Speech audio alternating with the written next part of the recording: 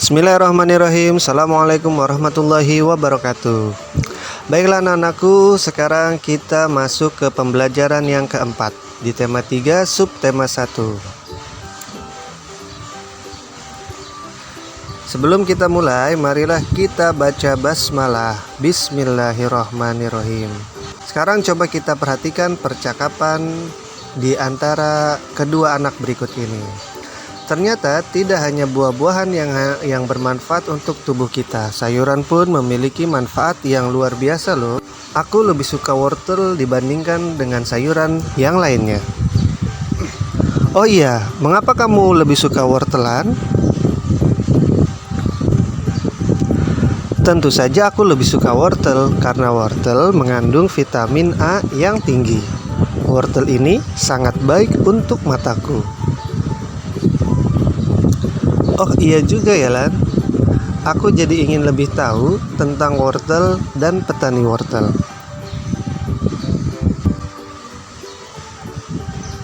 Anak-anakku semuanya, sayuran merupakan salah satu jenis makanan yang sehat. Perhatikan peta pikiran berikut ini untuk mengenal lebih jauh tentang sayur-sayuran. Dari mana sayur kita dapatkan? Kita mendapatkan sayur dari kebun yang menanam sayur dan mereka jual ke pasar. Siapa yang menanam sayur?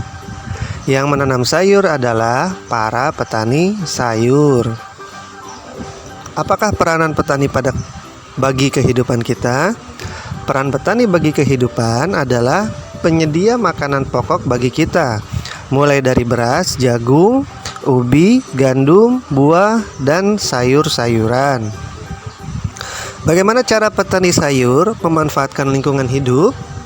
Para petani sayur memanfaatkan lingkungan hidup dengan cara menanam sayuran untuk memenuhi kebutuhan mereka. Petani sayur menanam di ladang, di sawah, dan juga di kebun.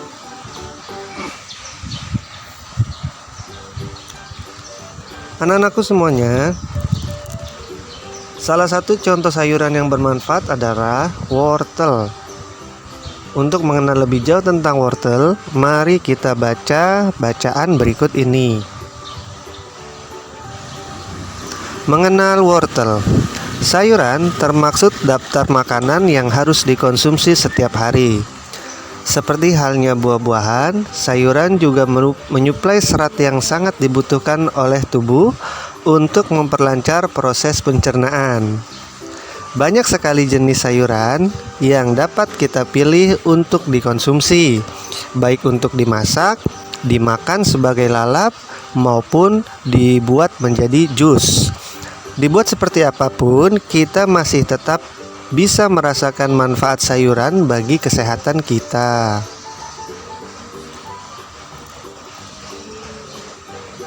Salah satu contoh sayuran yang bermanfaat adalah wortel.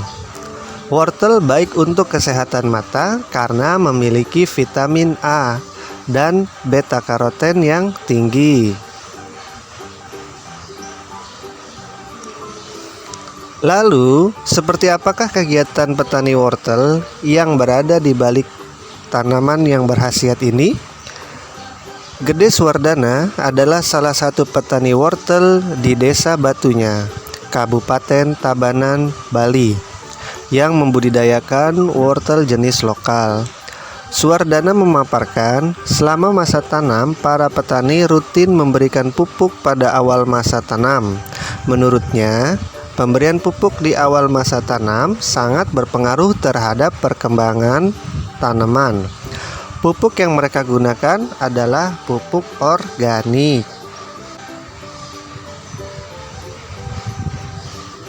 Hasil pertanian wortel lokal juga tidak mengecewakan.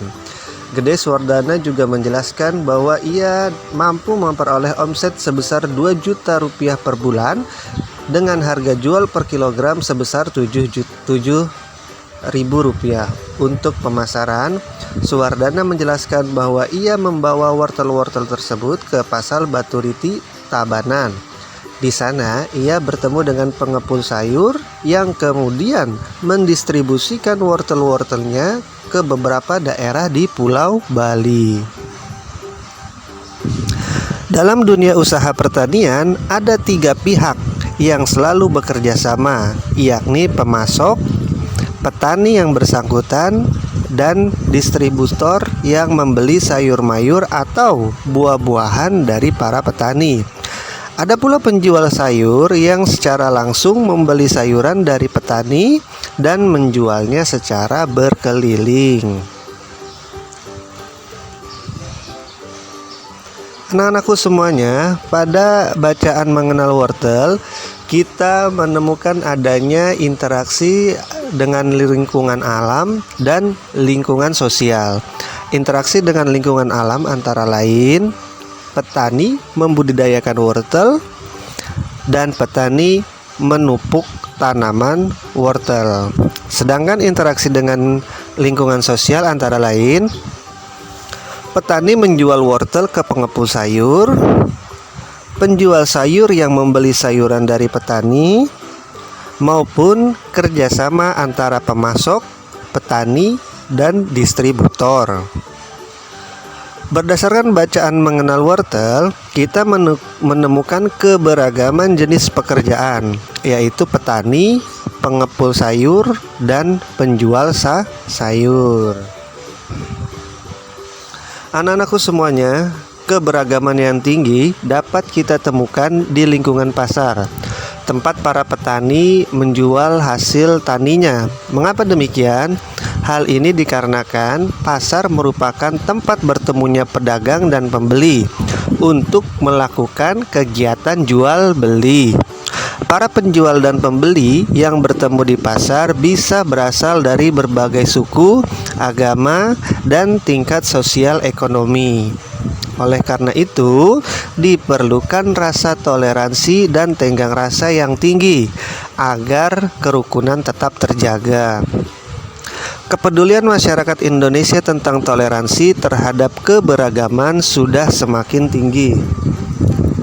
Hal ini dapat kita lihat dari banyaknya iklan masyarakat tentang pentingnya toleransi antar suku atau antar agama. Hal ini menunjukkan bahwa iklan bukan hanya mampu dijadikan alat untuk mempromosikan barang atau jasa, tetapi juga sebagai alat untuk mempromosikan hal-hal positif atau kegiatan-kegiatan yang bermanfaat bagi masyarakat. Berikut ini adalah beberapa contoh iklan layanan masyarakat yang berkaitan tentang kehidupan bermasyarakat, keberagaman adat istiadat, dan juga suku bangsa agama. Sekarang mari kita identifikasi unsur-unsur iklan pada kedua iklan tersebut. Perhatikan. Iklan A. Pada iklan ini, kalimat iklan adalah sebatang lidi jadi kuat bila menjadi sapu. Sebuah bangsa menjadi kuat bila tetap bersatu. Mari bersatu untuk maju. Kata-kata kuncinya adalah mari bersatu. Kemudian gambar cukup jelas namun kurang menarik, karena hanya berupa gambar sapu yang berlatarkan atau yang berlatar belakang warna putih. Iklan B. Kalimat iklan. Kedamaian ada ketika kita mau menerima perbedaan. Rayakan perbedaan dengan kebersamaan. Kata-kata kunci adalah menerima perbedaan. Gambar cukup jelas dan menarik.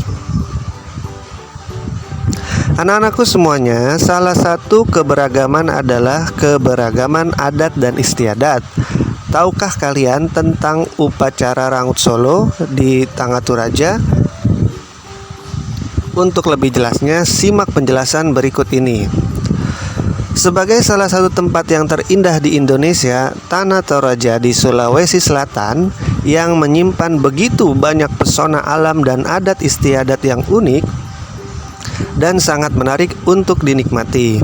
Berkat kekayaan budayanya yang luar biasa, Tanah Toraja bahkan dimasukkan ke dalam daftar sementara warisan dunia oleh UNESCO di tahun 2004.